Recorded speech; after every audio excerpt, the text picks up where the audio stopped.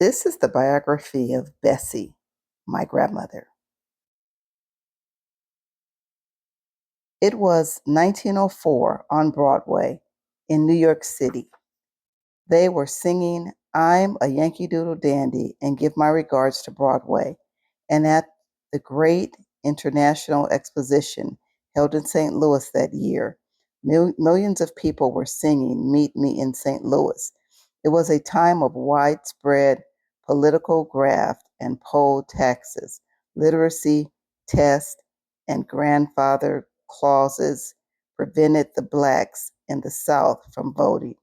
But these things must have seemed far removed from the life of Alonzo Crawley and his wife Lucy Bolden Crawley, who on October 15th, 1904, in Hudson, North Carolina, in, in Caldwell County, brought their youngest daughter into the world.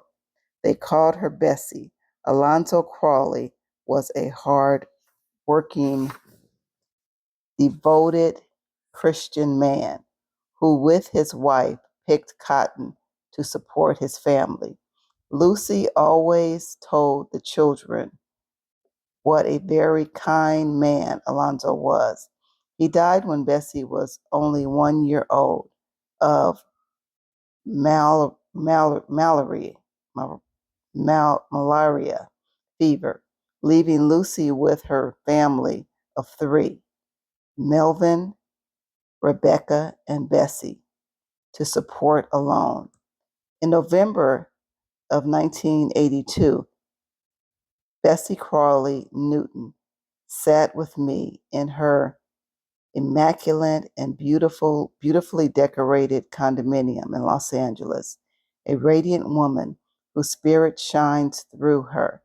Her long white braids fell gracefully over her shoulders as she began to tell me the story of her life so that she could share it with her family, which at this time numbers 7 living children, 33 grandchildren, 31 great grandchildren, and one great great grandchild. So here in Bessie's world is her story and her wisdom for you, her family, and friends. Joanne Ritter Park. Bessie's father, Alonzo Crawley.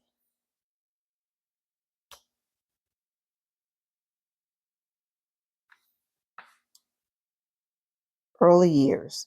After my father died, a man my mother knew came out here to California, and when he came back to North Carolina, he told my mother that he thought that this would be a nice place for her to come and raise her children.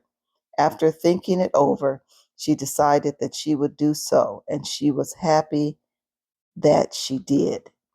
I was 2 years old when we left Hudson. We came to California in 1906 on the train.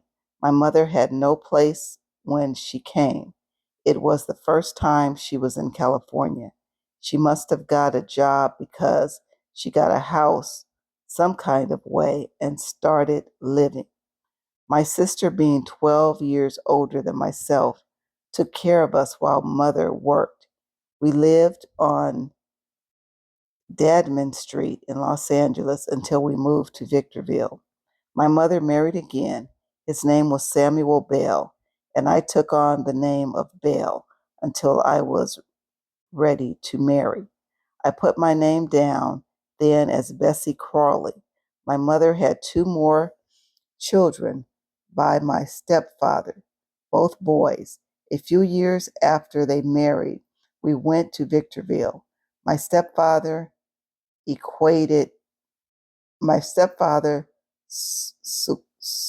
squatted on 160 acres in the desert. We lived there quite a few years and worked the land. Then we moved to the little town of Victorville. My mother was working, doing day work. One day she said to me, "Now, Bessie, when I come home, I want to see the house straightened. I want you to see that things are in order. You clean the house up. I said, yes, ma'am.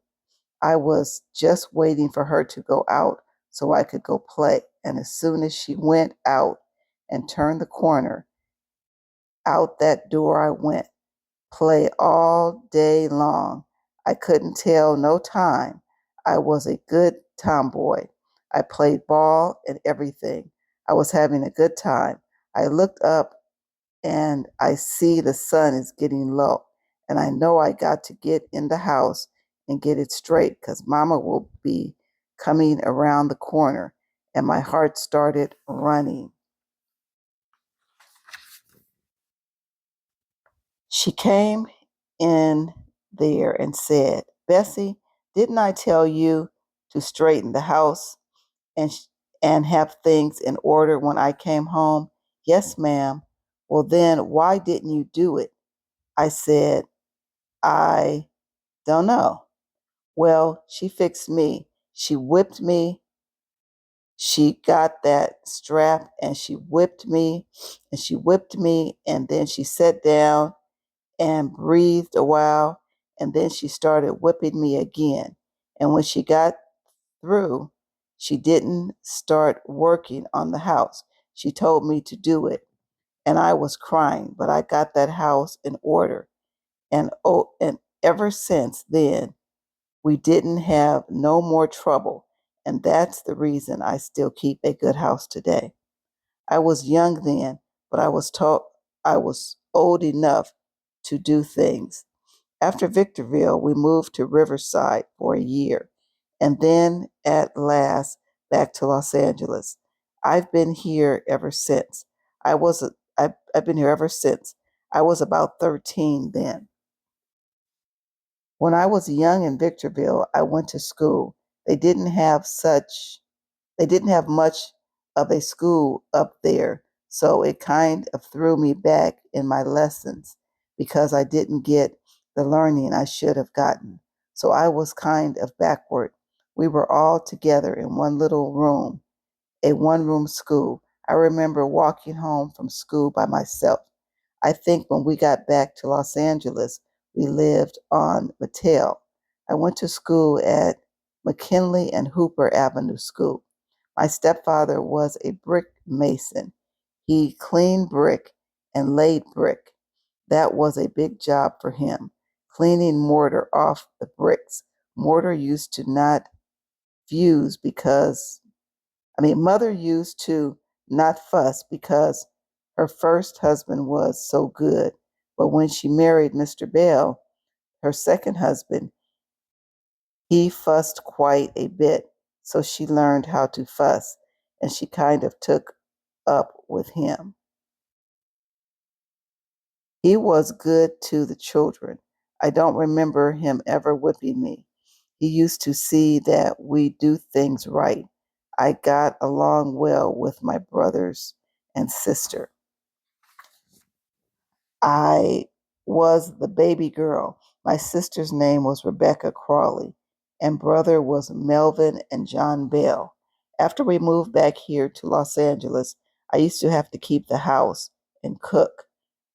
Her grandmother was Cherokee. Everything had to be just so. The first cornbread she told me to cook, I put so much salt in that cornbread you just couldn't eat it. That was in Victorville. Later on, I did learn to cook, and I'm a pretty good cook, so the children tell me. They enjoy everything I make, and they say, Oh, Mama, your cooking is superb. My mama was very hard on me. She wouldn't let me go anywhere unless my sister and brother went along with me. And if I didn't have certain things done when she came home, I was sure to get a whipping, which was every day just about. She was very strong. She wasn't she wasn't lenient at all. I'd have the house cleaned up when she'd come home, but somehow or another, I didn't know why I would get a whipping. Okay, and we're going to pick the rest up next time.